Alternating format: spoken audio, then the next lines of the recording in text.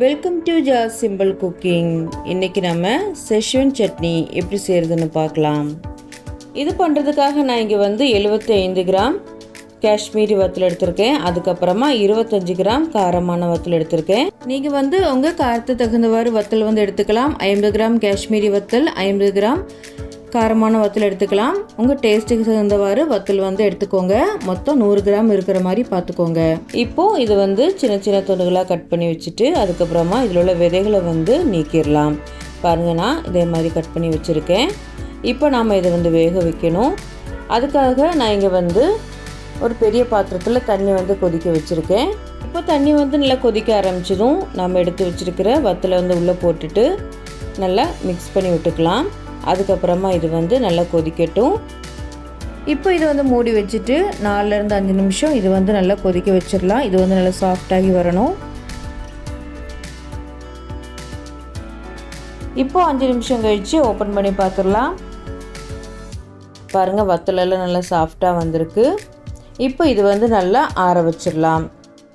நல்லா ஆறினதுக்கப்புறமா இதில் உள்ள தண்ணி வடிகட்டிட்டு வத்தலை ஒரு பாத்திரத்தில் எடுத்து வச்சிடலாம். பாருங்கள், இது நல்லா சாஃப்டாக இருக்குது. இப்போ நாம் இது நல்லா நைஸாக அரைச்சி எடுத்துக்கணும். தண்ணி தேவைப்பட்டுச்சுன்னா சேர்த்து அரைச்சிக்கோங்க. பாருங்கள், நல்லா அரைச்சி எடுத்தாச்சு. இப்போ இது சைடில் இருக்கட்டும். அதுக்கப்புறமா ஸ்டவ் ஆன் பண்ணி நான் ஒரு கடாய் வச்சுருக்கேன். இப்போ இதில் 1 கப் அளவுக்கு எண்ணெய் சேர்த்துக்கலாம். இதுக்கு எண்ணெய் கொஞ்சம் அதிகமாகவே தேவைப்படும். இப்போ எண்ணெய் சூடானதும் இப்போ இதில் 1 கப் அளவுக்கு சின்னதாக கட் பண்ண பூண்டு சேர்த்துக்கலாம். பூண்டு ரொம்ப சின்னதாக கட் பண்ணி சேர்த்துக்கோங்க. அதுக்கப்புறமா 1/2 கப் அளவுக்கு சின்னதாக கட் பண்ண இஞ்சி சேர்த்துக்கலாம். இஞ்சியை நீங்கள் நல்லா பொடிசாக கட் பண்ணி சேர்த்துக்கோங்க. சேர்த்துட்டு இப்போ இதில் கொத்தமல்லி இலையோட தண்டை நான் எடுத்து வச்சுருக்கேன். இதை சின்னதாக கட் பண்ணி சேர்த்துக்கலாம். இது 1/3 கப் அளவுக்கு இருக்குது. இப்போ இதே சேர்த்துடலாம். சேர்த்துட்டு இப்போ இதில் ஒரு மீடியம் சைஸ் பெரிய வெங்காயத்தை ரொம்ப சின்னதாக கட் பண்ணி வச்சுருக்கேன். அதை இப்போ சேர்த்துடலாம். சேர்த்துட்டு இப்போ இது நல்லா கலந்து விட்டுட்டு ஃப்ளேமை சிம்மில் வச்சு ஒரு 3லேருந்து 4 நிமிஷம் இது நல்லா வதக்கிக்கோங்க. கலர் சேஞ்ச் ஆகணுங்கிற தேவையில்லை. இது நல்லா வறுபட்டாலே போதும். பாருங்கள், இப்போ இது நல்லா வறுபட்டுடுச்சு. இப்போ நாம் இதில் நம்ம ஏற்கனவே அரைச்சி வச்சுருக்கிற வத்தல் விழுதை இப்போ இதில் சேர்த்துக்கலாம்.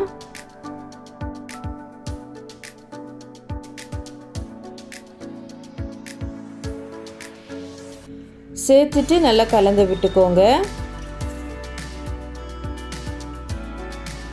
நல்லா கலந்து விட்டதுக்கப்புறமா இப்போ இதை தண்ணி சேர்த்துக்கலாம். நான் மசாலா எதில் அரைச்சி வச்சுருந்தோமோ அதில் 1 கப் அளவுக்கு தண்ணி சேர்த்து அந்த பாத்திரத்தை அலசி இதில் சேர்த்துக்கிறேன்.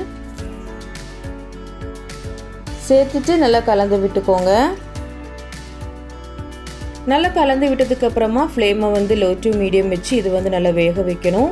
வத்தலோட பச்சை வாசனை எல்லாம் போய் எண்ணெய் நல்லா பிரிஞ்சு வர ஆரம்பிக்கிற வரைக்கும் நாம் இது நல்லா வேக வைக்கணும். வத்தலோட கலர் நல்லா டார்க்காகி வரணும். கிட்டத்தட்ட 15லேருந்து 20 நிமிஷம் போல் ஆகும். இப்போது கரெக்டாக 20 நிமிஷம் போல் ஆயிடுச்சு. பாருங்கள், எண்ணெயெல்லாம் நல்லா பிரிஞ்சு வர ஆரம்பிச்சிட்டு இப்போ இது நல்லா கலந்து விட்டுக்கோங்க. வத்தலோட கலரும் நல்லா சேஞ்ச் ஆகி வந்திருக்கு.